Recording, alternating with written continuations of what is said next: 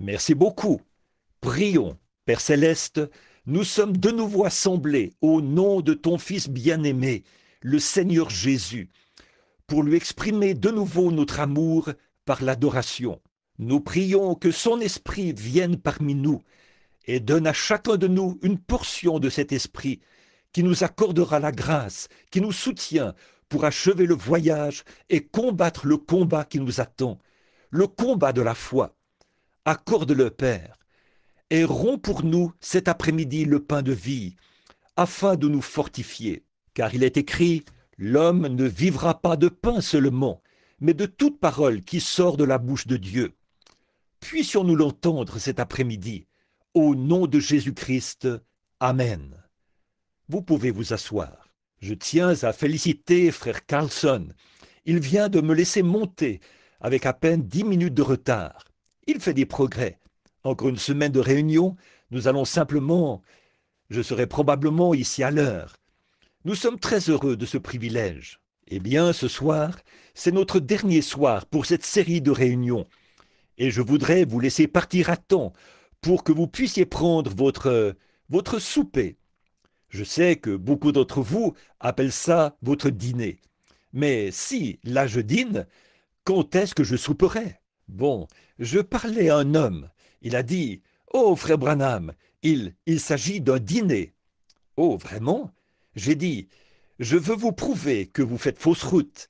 J'ai dit, «Nous ne prenons pas le dîner du Seigneur, nous prenons son souper.» Alors nous aimons considérer cela comme celui du Seigneur, comme notre souper. Le souper du Seigneur, ce soir-là, pas le matin ni l'après-midi. C'était son souper, il l'a pris le soir. Alors, eh bien, nous voudrions revenir de bonne heure. Ainsi donc, nous ne serons pas en retard ce soir. Frère Carlson me laissera monter à l'heure exacte ce soir. La foi est une ferme assurance des choses qu'on espère.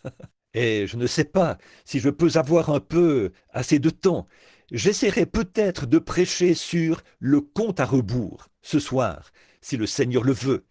En effet, c'est un petit message scientifique que le Seigneur m'a donné pour les derniers jours. Et je pourrais probablement prêcher sur cela ce soir, si le Seigneur le veut. Eh bien, nous avons passé des moments formidables hier soir. Je me suis avancé et j'ai dit, nous n'allons pas prier pour les malades. Et le Seigneur a quand même guéri les malades, vous voyez. Amen. Il peut nous arriver de dire quelque chose, mais le Seigneur peut changer cela quand il le veut. Vous voyez, il est Dieu. Maintenant, je voudrais lire rapidement les Écritures pour un petit sujet qui, à mon avis, pourrait nous aider cet après-midi. Et donc, s'il me laisse monter à l'heure, j'essaierai de terminer à l'heure. Et ça serait vers 16h30, ce qui serait d'ici une cinquantaine de minutes. Prenons maintenant le livre des Juges, chapitre 16, et lisons les versets 27 et 28, alors que nous regardons à la parole. La maison était remplie d'hommes et de femmes. Tous les princes des Philistins étaient là. Et il y avait sur le toit environ 3000 personnes, hommes et femmes. Regardaient Samson jouer. Alors Samson invoqua l'Éternel et dit, Seigneur, souviens-toi de moi, je te prie. Ô Éternel, donne-moi de la force seulement cette fois, et que je puisse tirer vengeance des Philistins pour mes 2 yeux. Prions encore. Seigneur Jésus, prends ce petit sujet et abreuve-en l'Église, Seigneur. Nous prions et te le confions au nom de Jésus. Amen. Il y avait probablement 3000 Philistins qui regardaient du haut de la tribune de cette immense arène quand ces 2 personnes sont entrées dans l'arène cet après-midi-là. Il devait avoir fait chaud ce jour-là. Ces gens avaient été là toute la journée. Et là, dans cette grande foule, au haut de cette immense arène construite sous une forme semblable à celle d'un champignon à l'envers, son poteau central au milieu qui s'étendait un peu comme ceci, et ces 2 poteaux-là qui soutenaient le tout, tous les spectateurs, des chefs de guerre très raffinés étaient là, ainsi que leurs femmes parées de leurs somptueux bijoux. tous se penchaient en avant pour voir cet événement particulier, pour bien voir ce qui allait se dérouler. Il y avait eu des préliminaires, tous les divertissements. Ils avaient peut-être eu des petits singes qui avaient exécuté de petits tours. Et ils avaient eu toutes sortes de divertissements, comme le combat, la lutte et des duels peut-être, jusqu'à ce que mort s'en suive, et bien d'autres choses, avec lesquelles ils s'étaient divertis toute la journée. En effet, c'était un grand jour. Mais là, l'événement principal était arrivé. Vous savez comment l'on attend tous patiemment pendant que les préliminaires se déroulent. Et les gens attendent l'événement principal. Et c'est là que tout le monde se redresse et prête attention. On le remarque durant nos services religieux, lorsqu'on chante et qu'on donne des témoignages et qu'on prêche et tout. Mais l'événement principal, c'est de voir ce que le Seigneur va faire, voir le but pour lequel il nous a rassemblés. Nous nous attendons tous à voir quelle sera réellement l'issue de tout cela, l'événement principal. Dans tous les cas, c'est la même chose. Nous sommes toujours dans l'attente de voir l'événement principal. Et ils s'étaient tous levés pour regarder devant, pour voir ce qui se passait, parce qu'on leur présentait l'événement principal. Et tout ce qu'ils ont vu, c'est un aveugle conduit par un jeune garçon. Les couloirs avaient résonné tout l'après-midi à cause de ces orgies de l'ivresse, alors qu'ils se passaient le whisky et leurs boissons fortes. Leurs belles femmes, peinturlurées et parées de bijoux, et ces puissants chefs de guerre, ces hauts dignitaires et tout. C'était une grande fête. On célébrait la victoire. Oh, je n'aime vraiment pas dire ça. La victoire que Dagon, le dieu poisson, avait remportée sur le serviteur de Dieu. Ça me coûte terriblement de dire cela, mais c'est la vérité. Il célébrait de cette façon-là une victoire sur le serviteur de Jéhovah. Quelle chose honteuse! Des beuveries, des orgies, des femmes peinturlurées et parées de bijoux, et de grands dignitaires. Les feux brûlaient sous le dieu poisson. Quelle grande fête cela devait être! Mais le plus douloureux dans tout ça, c'est que des milliers d'années plus tard, nous devons nous souvenir d'un tel événement, alors que le grand Dieu du ciel avait résolu en son cœur qu'il détruirait cette nation parce qu'ils étaient païens, et que Dieu avait envoyé un homme pour faire ce travail.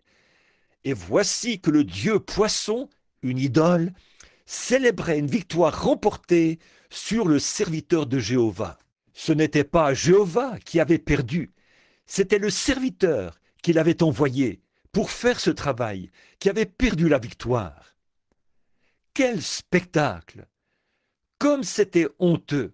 Ce garçon a conduit cet homme aveugle qui longeait le couloir en tâtonnant, jusqu'à atteindre ces énormes poteaux centraux sur lesquels reposait cet immense champignon à l'envers, ou bien cette sorte de parapluie où les gens regardaient vers le bas, comme ceci, depuis ces sortes de grands piliers en long et en large, qui maintenaient la chose bien en place.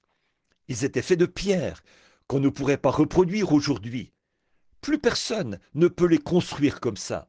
Mais quelle chose gigantesque c'était là! Et il y avait des milliers de prêtres de renom, au torse bien bombé, qui avaient servi une idole, avec toutes leurs cérémonies et leurs rituels adressés à leur idole pour avoir vaincu Jéhovah. Quel grand jour c'était là! Ils buvaient, s'adonnaient à des orgies et se conduisaient n'importe comment. Et voici venir le serviteur de Jéhovah, aveugle, tâtonnant, conduit par un jeune garçon vers ce grand poteau, pour amuser la galerie. L'événement principal, c'était de se moquer du but établi par Jéhovah, de détruire la nation.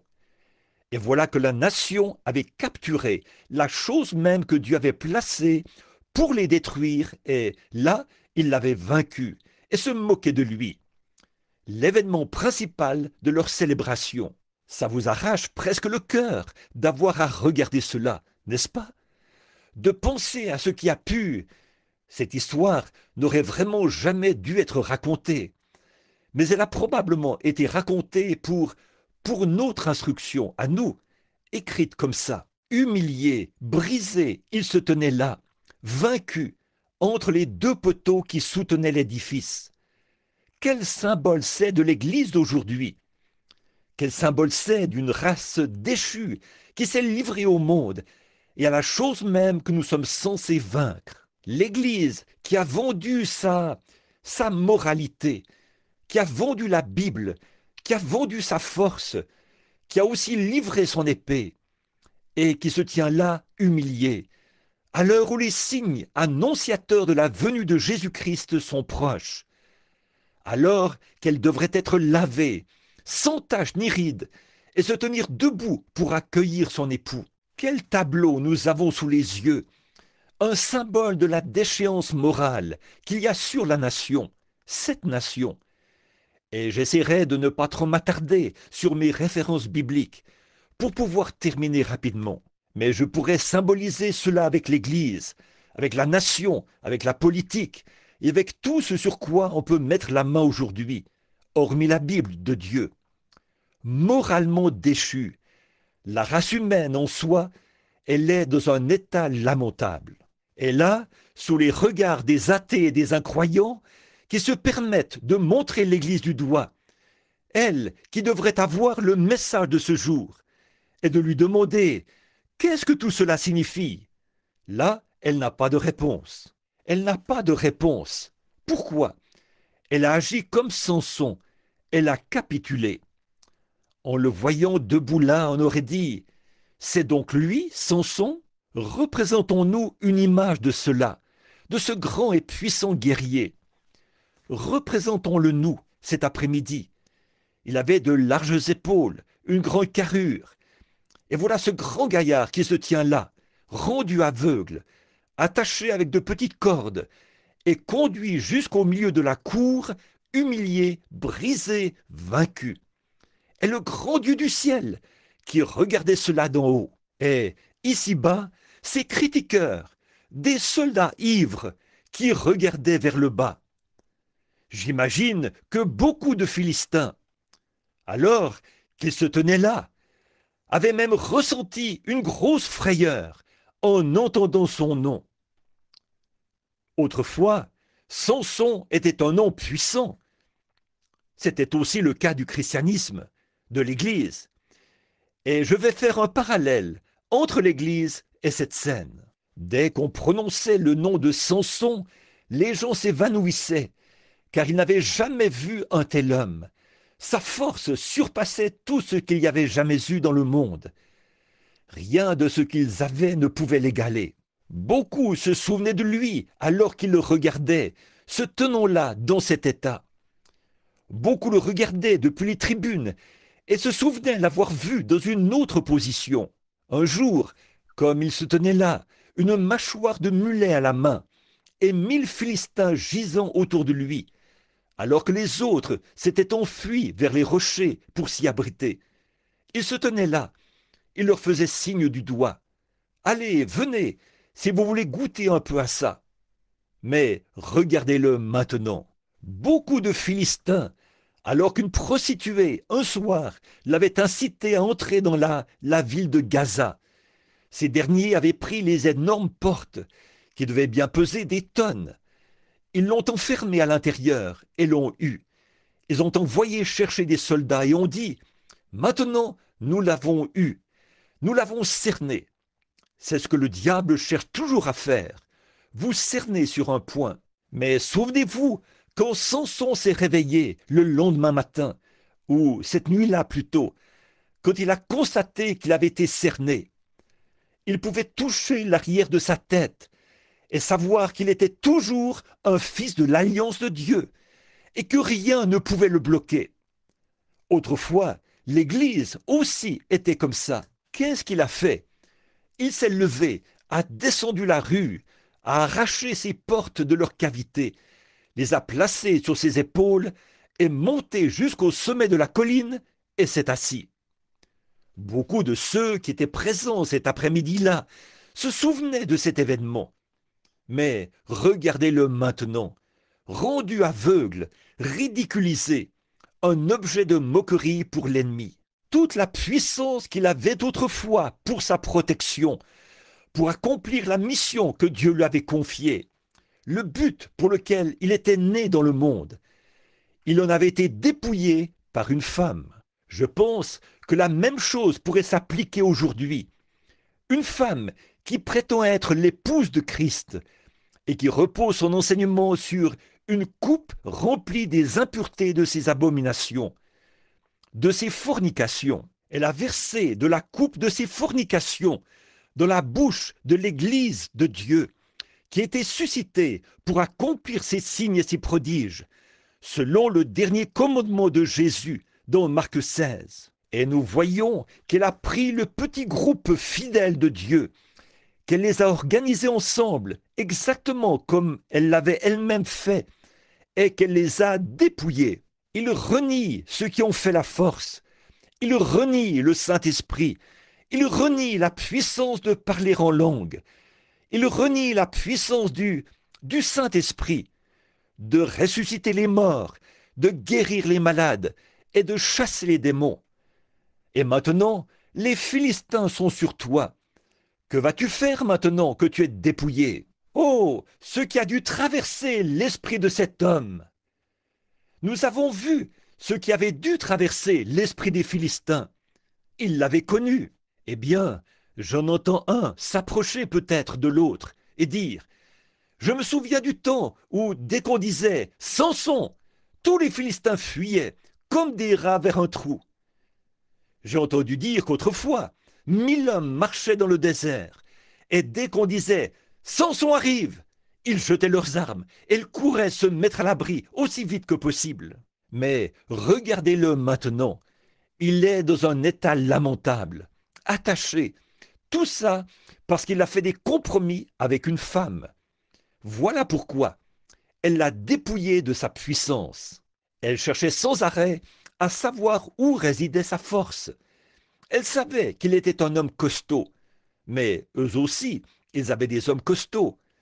Mais cette Delilah, c'était une vraie Jézabel. Elle savait comment le convaincre, comment l'envoûter et lui dire qu'elle l'aimait, lui. Mais elle cherchait constamment à découvrir où résidait sa force. Et c'est exactement ce que cette Jézabel a fait à l'Église. Elle a cherché jusqu'à ce qu'elle trouve où résidait cette force. Et la force est dans la parole. La parole est Dieu. Et elle a fini par trouver où cette force résidait. Alors, elle a emmené l'Église à Nicée, à Rome, et a rasé ses tresses. Et maintenant, elle ôte de l'Église ce qu'il en reste. Elle la ramène au Conseil mondial des Églises. Elle lui rase de nouveau les tresses. C'est un rasage continuel. Elle lui ôte ceci, et ceci ne veut pas dire cela. Les jours des miracles sont passés. Il n'existe rien de ceci, cela ou autre chose. Ils ont trouvé où résidait sa force. En substituant les baptêmes, les poignées de main et toutes ces autres choses à la vraie parole de Dieu, qui est sans mélange. Cette parole est Dieu. Elle a été donnée à son Église pour vaincre le monde, les démons, la maladie, et pour chasser les démons. Et ce n'est en aucun cas une dénomination qui a été donnée à l'Église.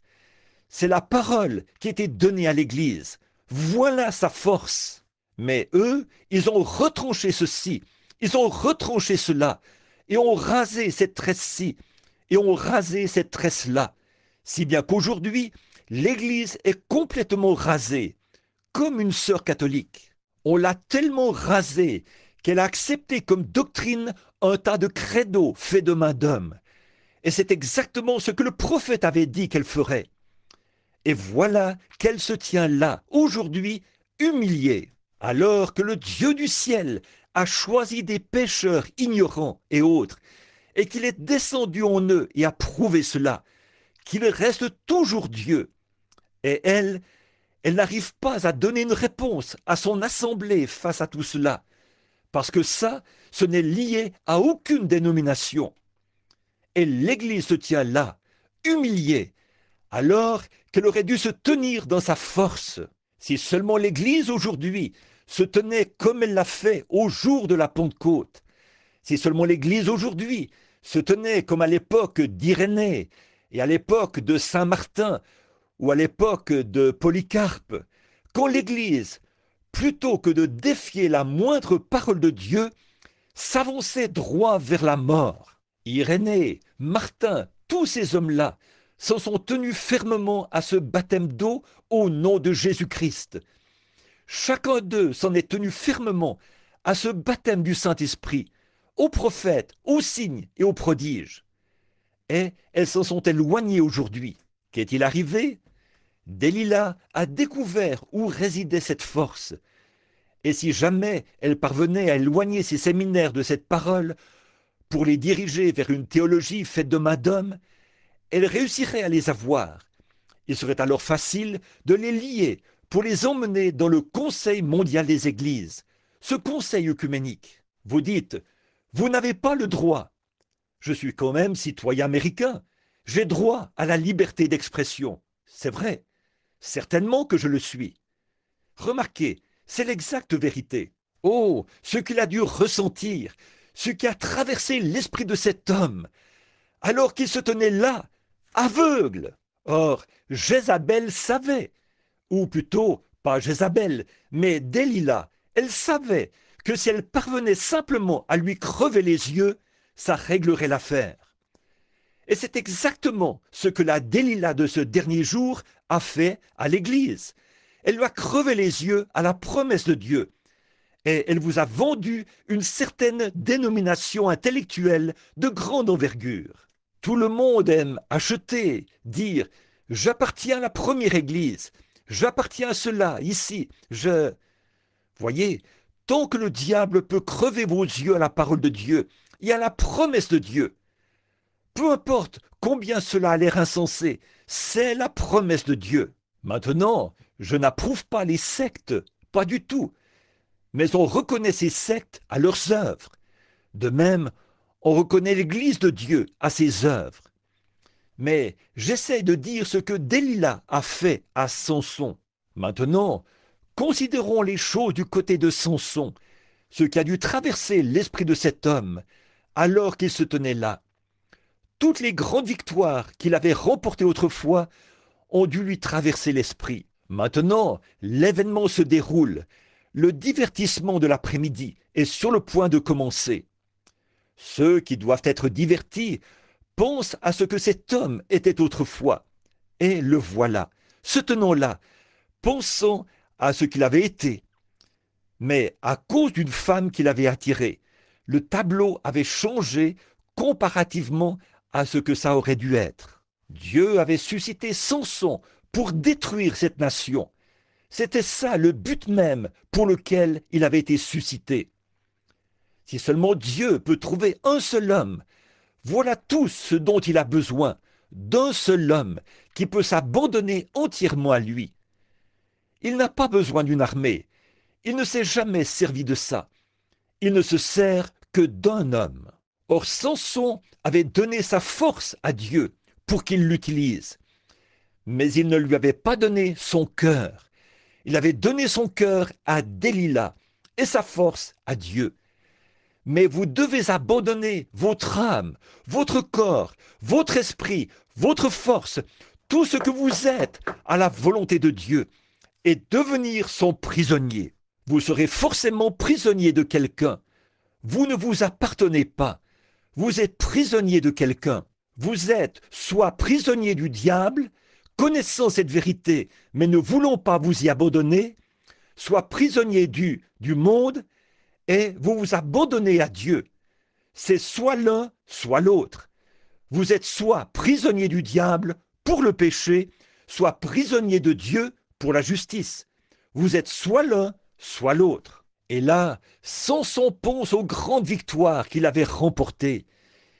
Il lui est sans doute venu à l'esprit que, lorsqu'il était un jeune garçon, Dieu l'avait confirmé et avait donné des instructions à sa mère, qu'il ne fallait pas qu'elle prenne de boissons fortes ou qu'elle devait surveiller son alimentation. Elle allait enfanter un Naziréen. Et sa mère lui peignait les cheveux en lui disant, « Mon fils, ces tresses sont une alliance avec Dieu. C'est là que résidera ta force. Ne divulgue jamais cela. Ne divulgue jamais ton secret.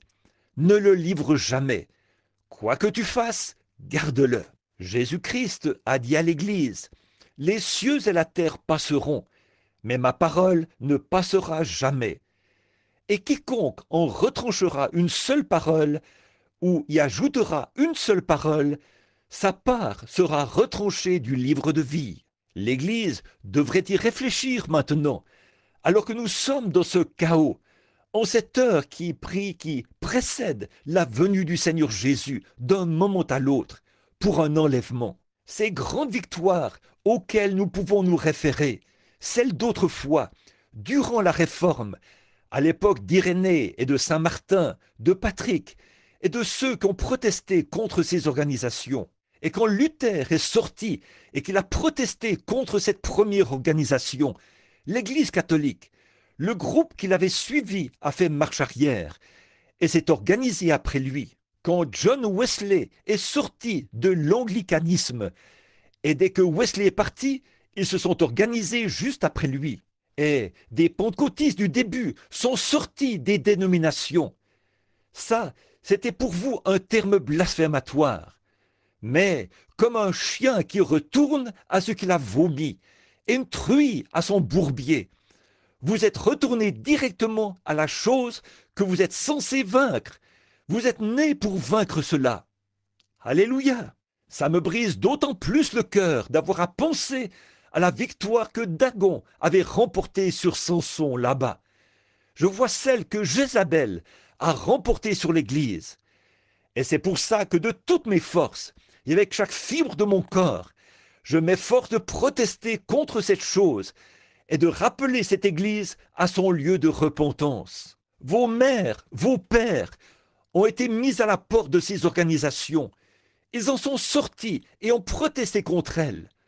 Et voici que leurs enfants ont fait demi-tour et sont retournés à la chose d'où ces derniers étaient sortis. Voilà bien le portrait de Samson, de ce que Delilah a fait. Nous devrions vraiment laisser les pensées de ces grandes victoires traverser notre esprit. Je n'ai pas le temps d'aborder tout ça si je veux tenir ma parole envers vous. Et Dieu l'avait suscité dans ce but. Et le voilà qui se tient entre ces deux poteaux, rendu aveugle, vaincu, humilié. Il restait le même grand gaillard qu'il avait toujours été, mais sa force avait disparu. L'Église est tout en termes d'adhésion, elle est plus forte que jamais. Mais où est la parole, la force manifestée? Elle vous a été ôtée par vos organisations qui rasent la puissance. Il avait manqué à ses engagements vers Dieu. Non seulement avait-il manqué à ses engagements vers Dieu, mais il avait manqué à ses engagements envers son propre peuple. Il était un fiasco complet. Dieu l'avait suscité pour qu'il détruise la nation même dont il était maintenant le prisonnier. Et voici la dernière organisation de l'Église, la Pentecôte. Cet après-midi, elle est tout aussi vaincue que l'était Samson. Peut-être ne le croirez-vous pas, mais si vous voulez bien ouvrir votre esprit à la parole, vous verrez que c'est la vérité. On lui faisait faire des tours pour divertir. Comme je l'ai dit une fois, il n'y a pas longtemps, ces hommes d'affaires du plein évangile, que j'aime bien, dans leur magazine, ils ont écrit « Révérend Saint-Père un tel ». Pauvres pentecôtistes, illusionnés et aveugles, qu'est-ce qui ne va pas chez vous? Ne savez-vous pas que notre Sauveur a dit « N'appelez personne sur cette terre Père ». Vous ne vous rendez donc pas compte que le diable ne fait que prendre ici quelqu'un qui était mis à la porte de l'une de ces organisations pour vous réduire à n'être qu'un objet de risée? Elles ne vont pas entrer. Ne laissez personne vous dire qu'elles entreront. Qu'est-ce qui ne va pas chez cette église illusionnée? Le monde lui a crevé les yeux. Ne savez-vous pas que Jésus a dit que cela arriverait?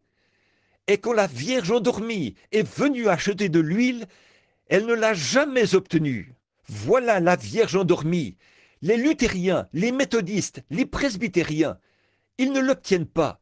Ils ont beau parler en langue et sauter, mais ça ne veut rien dire du tout.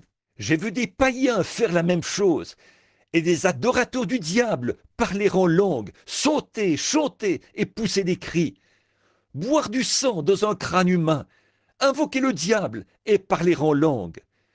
N'allez pas vous appuyer sur des sensations. C'est la parole de Dieu qui ne passe point. La voici vaincue, tout autant que Samson l'avait été. Elle est en train de faire des tours à présent. Satan se lève et se moque d'eux. Il dit, regardez, ils prétendent croire la Bible. Regardez. Il dit à tous les anges du ciel, regardez, regardez. Oui, ce sont des croyants de la Bible, chacun d'eux. Regardez-les se rassembler. Je vais tous les jeter là, chacun d'eux. Exactement. Il va les amener jusqu'à ce point. C'est exactement ce que dit l'Écriture. Il faut qu'ils le fassent. Les voilà vaincus. Des lilas. Ils ont les yeux crevés, si bien qu'ils ne peuvent pas voir la vérité. Jésus a dit aux pharisiens, « Vous avez des yeux et vous ne voyez pas. Vous avez des oreilles et vous n'entendez pas. » Pourquoi? Il a dit, en effet, Ésaïe a dit cela. Il s'est reporté à la parole, au prophète. Dieu lui-même, Jésus-Christ, s'est reporté à la parole de son prophète. Et aujourd'hui, le Saint-Esprit réveille votre mémoire. Emportés, enflés d'orgueil, aimant le plaisir plus que Dieu. Les femmes, maquillées, portant des shorts, se comportant comme le monde, se coupant les cheveux et faisant tout cela, ayant l'apparence de la piété, mais reniant ceux qui ont fait la force. Eh bien, vos propres œuvres démontrent que vous ne croyez pas. Le Saint-Esprit, dans la parole, se reporte de nouveau à la parole. Oh, vous dites, je l'ai reçu. Quand vous prenez un médicament pour une maladie, s'il ne fait pas effet, vous feriez mieux de changer votre médicament. Vous mourrez dans vos péchés. La nation, le but même, la chose même pour laquelle ils ont été suscités, celle qu'ils devaient détruire. Samson en est maintenant victime. C'est pareil avec l'Église. Elle avait été suscitée pour faire honte au système des dénominations et à la mondanité dans les dénominations. Et vous, vous êtes entrés directement dans la dénomination. Et en faisant cela, vous ne pouvez pas suivre les Écritures. Chacune d'elles a une conception différente. Vous avez alors perdu votre force. Ce démon d'aveuglement, il a laissé les charmes d'une femme le détourner de la parole de Dieu. Maintenant vous dites, frère Branham, il ne s'agissait pas de cela. Oui, il s'agissait bien de la parole de Dieu. Delilah a détourné Samson de la parole de la promesse. De même, la Jézabel d'aujourd'hui a détourné l'Église. Elle a attiré pour l'éloigner de la parole de la promesse, la sainte Bible de Dieu. Oh, c'est la même chose, c'est exactement la même chose. Qu'ont-ils fait? Ils ont donné accès à Jézabel. C'est ce qui est dit dans Apocalypse 17. Apocalypse chapitre 17. L'Église catholique est représentée là. Et elle vous confirme qu'il s'agit bien d'elle. Leur propre livre le dit. Ils ne se gênent pas. Combien parmi vous ont déjà lu leurs propres écrits? Vous savez que c'est vrai. Ils disent que l'Église catholique est représentée là. C'est vrai. Et souvenez-vous, elle était la mère des prostituées. Elle était une prostituée et la mère des prostituées. Voyez, ce devaient être des églises, pas des garçons, c'étaient des filles, des églises protestantes, une mère de prostituées. Dès qu'elles se sont organisées, elles ont fait la même chose que cette dernière avait faite là. Elles se sont dépouillées de la parole. Elles doivent suivre les instructions d'une certaine organisation. Je sais que ceci n'est pas populaire, mais c'est la vérité. Je n'ai pas le soutien de grandes émissions de radio et de grandes émissions de télévision. Que Dieu m'aide à ne jamais l'avoir. Je ne désire qu'une seule chose, et c'est le soutien de Jésus-Christ par sa parole. Qu'il confirme que je dis la vérité par sa parole. Que ce ne soit pas quelque chose de faux, quelque chose d'artificiel, des choses sans scrupules, mais que ce soit le véritable Saint-Esprit lui-même qui prenne la promesse de ce jour et montre que c'est la vérité. C'est tout ce que je désire ardemment voir.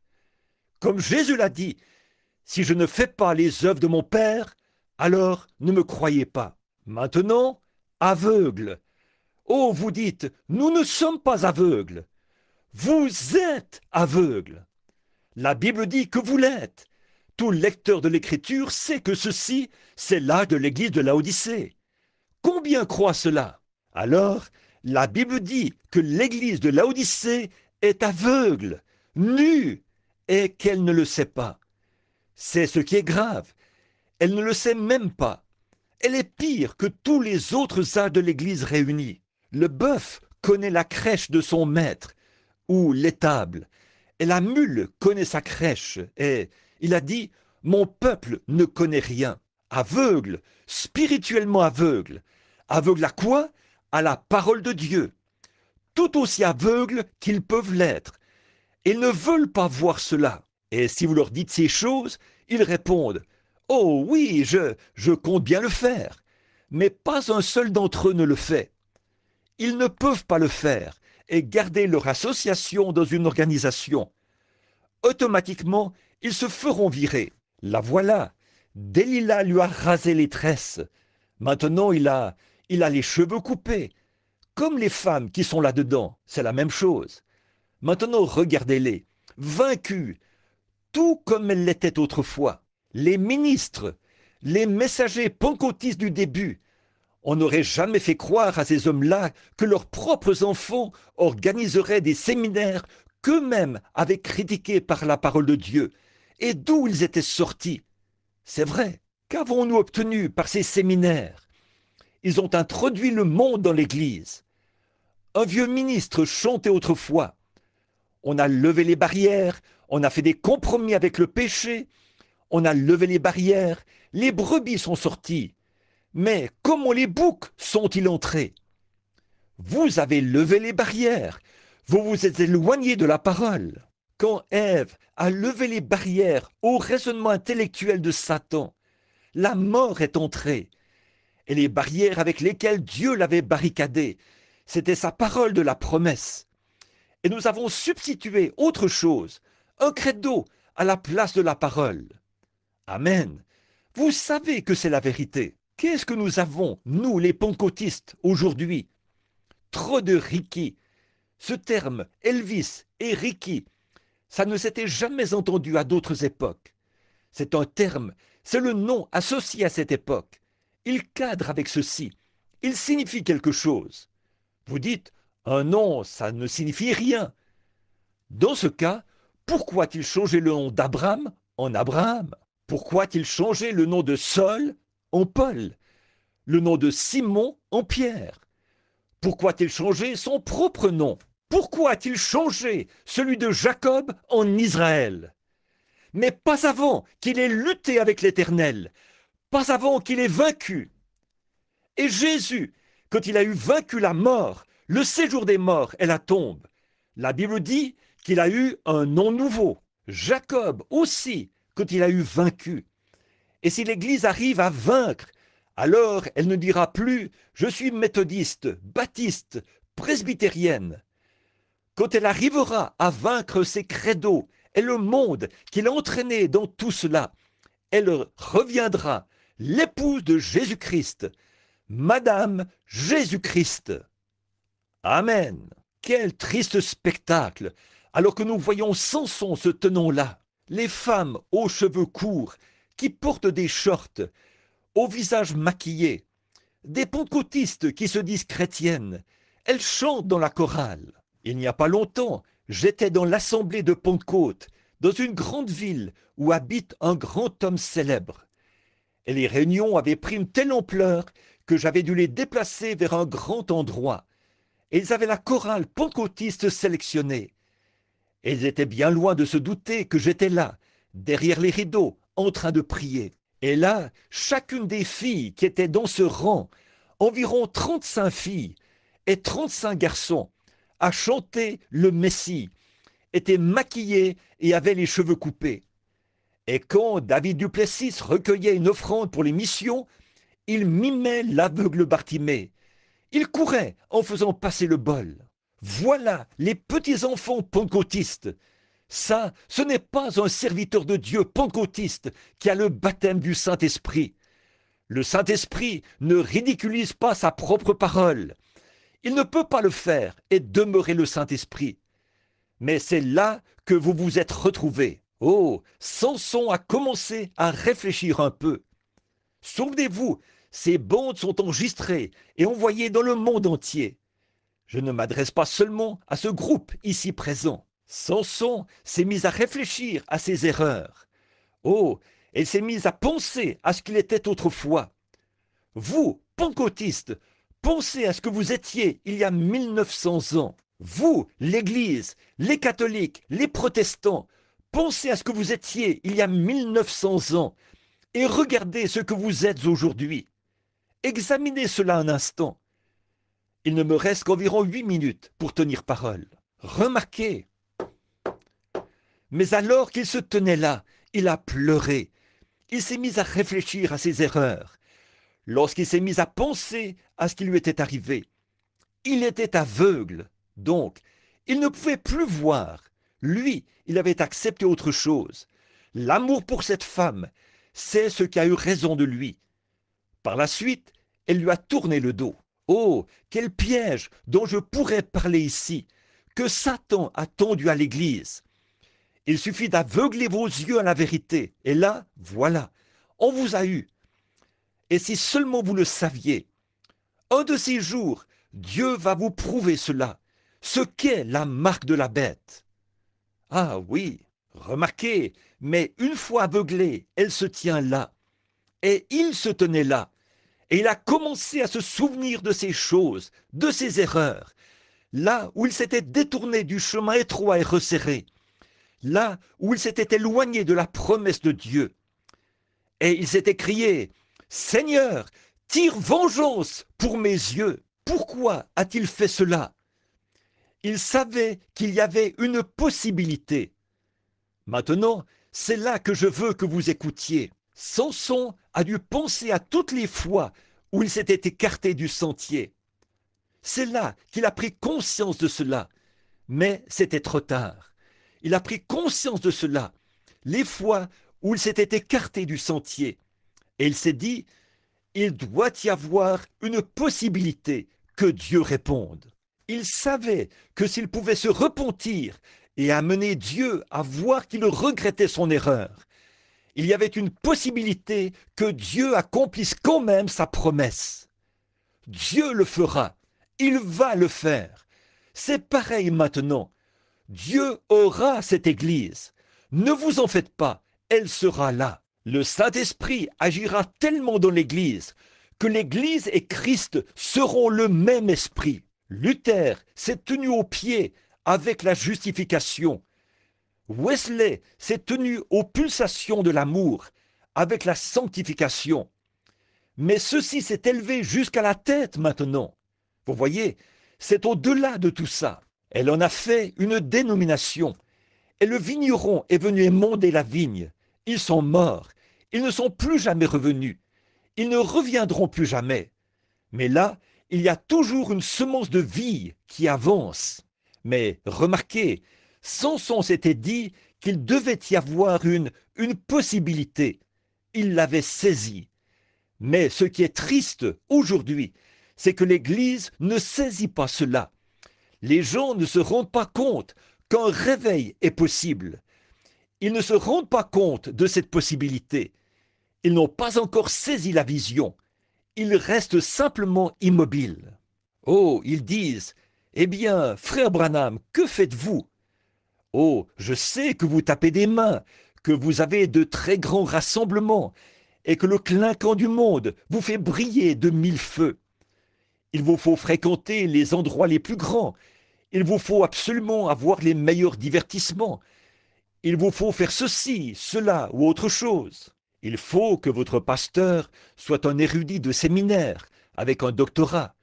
Sinon, vous ne pouvez pas dire à vos voisins là que votre pasteur est un petit gars sauvé, sorti d'un champ de maïs là-bas. Il est notre pasteur et le docteur en droit un tel. Pour moi, ça veut simplement dire qu'il est plus éloigné de Dieu. C'est tout.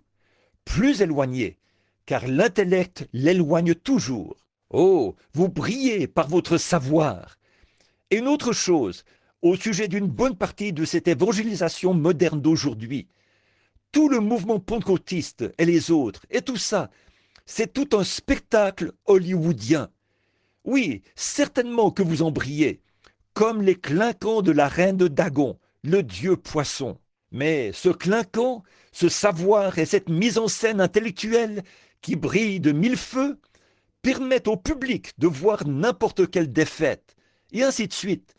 Toutes ces choses-là, ces conceptions intellectuelles de l'Évangile, et tout ça, n'amènent pas la puissance de Dieu, qui fait que les femmes cessent d'avoir les cheveux coupés, et que les hommes se comportent comme ils le devraient, qu'ils prennent leur place dans le foyer, et qu'ils élèvent leurs enfants comme ils devraient le faire. Ces choses n'amènent pas l'Esprit de Dieu.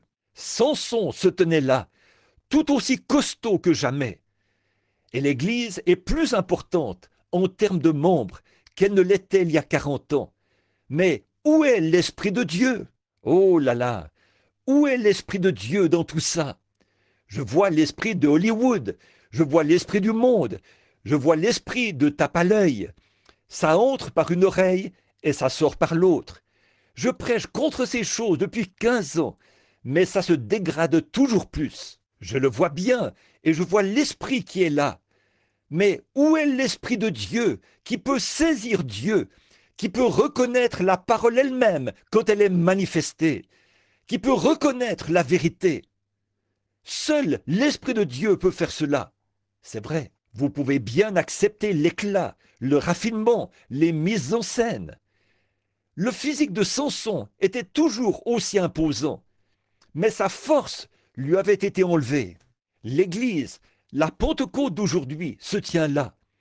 Il y a 3 ans, je crois, le journal de l'Église catholique, le visiteur du dimanche, a déclaré qu'il faisait 1 million de conversions à la religion catholique en une année. Mais que l'Église pentecôtiste en faisait plus que ça, 1 500 000. Eh bien, qu'avez-vous obtenu en faisant cela? J'aimerais mieux en faire 5 qui pourraient abandonner leur vie à Christ.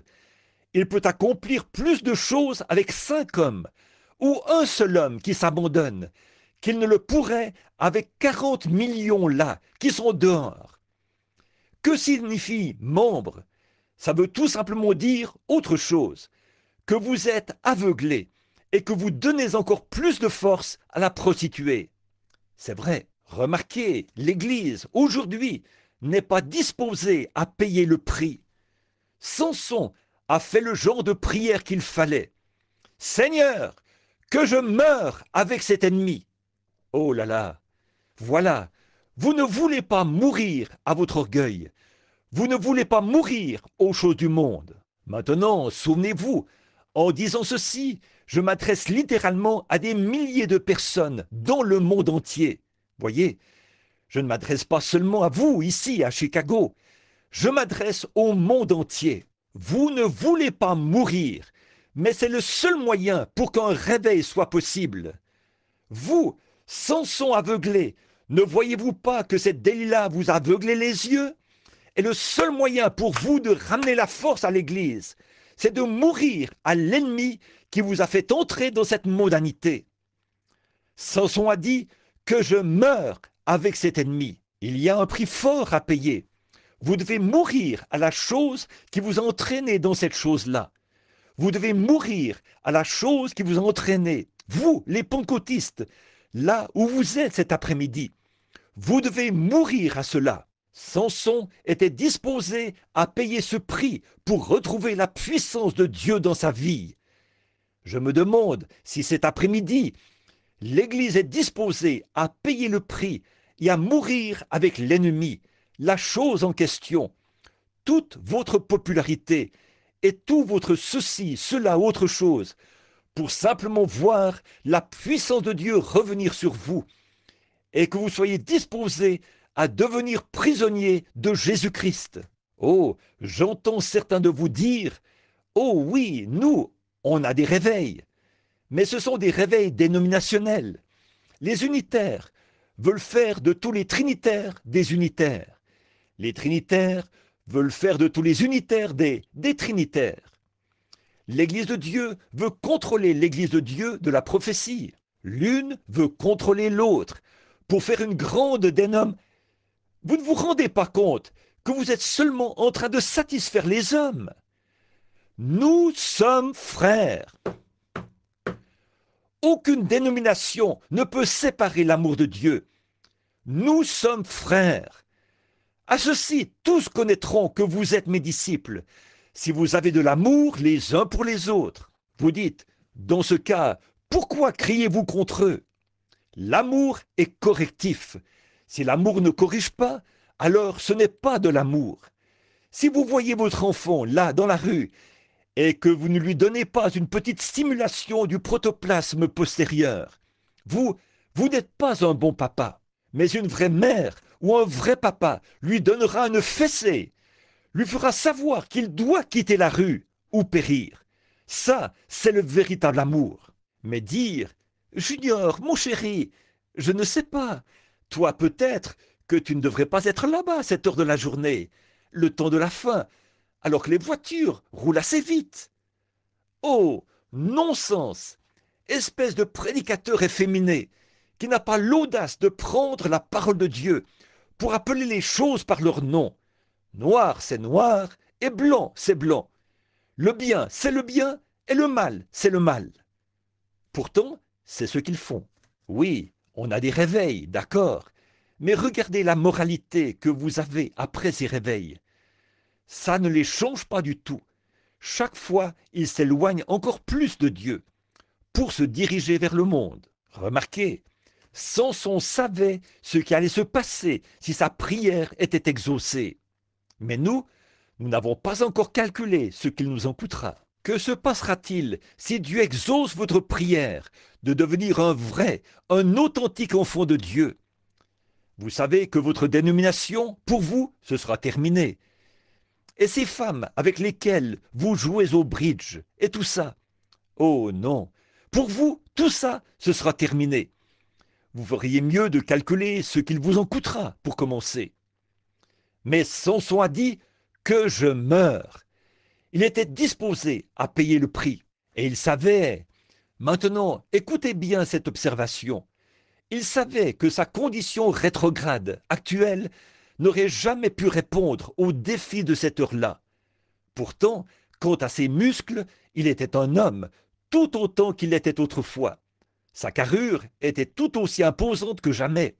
Ses muscles étaient tout aussi gros qu'ils l'étaient autrefois. À n'importe quel moment, il pouvait gonfler les muscles de ses bras. Ils étaient probablement plus gros qu'avant, parce qu'il avait broyé le fait de plus dur labeur. On a de meilleures églises, de meilleurs bâtiments, et tout ça. Mais où est notre force, d'un point de vue spirituel? Oh, on pourrait faire un vote dans la nation. Bien sûr, on pourrait faire ces choses, mais ce n'est pas de ça que je parle. Je parle de la présence de Dieu reconnue parmi nous. Voilà ce qui devrait être notre raison de vivre. Il savait que son état de rétrograde ne pouvait pas répondre aux défis de cette heure-là.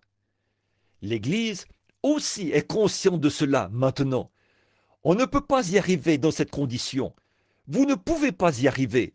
La dénomination ne peut pas confirmer la parole. Elle nie la parole.